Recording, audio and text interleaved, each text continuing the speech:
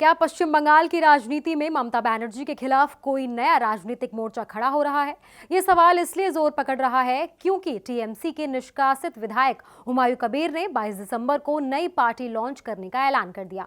उनका दावा है कि वो लाखों समर्थकों की मौजूदगी में पार्टी बनाएंगे। कबीर ने साफ कहा है कि एआईएमआईएम चीफ असदुद्दीन ओवैसी से बात हो चुकी है और ओवैसी ने उन्हें तुम बंगाल के ओवैसी हो तक कह दिया है। कबीर 10 दिसंबर को कोलकाता पहुंचेंगे और अपनी पार्टी की कमेटी का गठन करेंगे।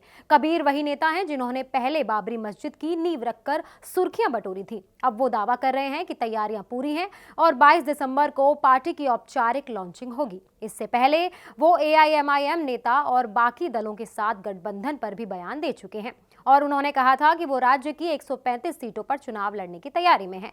लेकिन एआईएमआईएम ने कबीर के सभी दावों को सिरे से खारिज कर दिया है। पार्टी के राष्ट्रीय प्रवक्ता सैयद असीम वकार ने तो यहां तक आरोप लगाया है कि हुमायूं कबीर की राजनीति संदिग्ध है और वो बीजेपी से मिलीभगत के आरोपों से घिरे रहे हैं।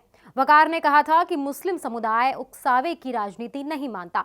एआईएमआईएम सामाजिक विभाजन बढ़ाने वाली किसी भी व्यक्ति से दूरी रखती है और वैसे किसी ऐसे नेता से नहीं जुड़ सकते जो एकता को खतरे में डालने वाली राजनीति करता है। यानी कि कबीर के लिए एआईएमआईएम की तरफ से फिलहाल सभी दरवाजे बंद हैं।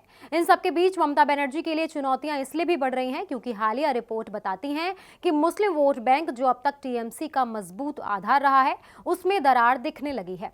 मालदा, मुर्शिदाबाद, उत्तर बंगाल के हिस्से इन मुस्लिम बहुल इलाकों में असंतोष को हवा देने में हुमायूं कबीर की भूमिका लगातार चर्चा में है। कांग्रेस लेफ्ट पहले से कोशिश में थे। अब कबीर जैसे नए खिलाड़ी मैदान में उतरकर टीएमसी को मुस्लिम बहुल इलाकों में डिफेंसिव कर सकते हैं। भले ही एआईएमआईएम हुमायूं कबीर से दूरी बनाए हुए है, लेकिन कबीर की नई पार्टी और बंगाल का ओवैसी वाला नैरेटिव टीएमसी की मुश्किलें बढ़ा सकता है क्योंकि बंगाल में मुस्लिम वोटों का 27% हिस्सा किसी भी राजनीतिक दल के लिए सत्ता की राजनीति का निर्णायक फैक्टर है। कबीर का उदय इस वोट बैंक में सेंधमारी की शुरुआत माना जा रहा है और यही ममता बनर्जी के लिए आने वाले महीनों का सबसे बड़ा सिरदर्द साबित हो सकता है।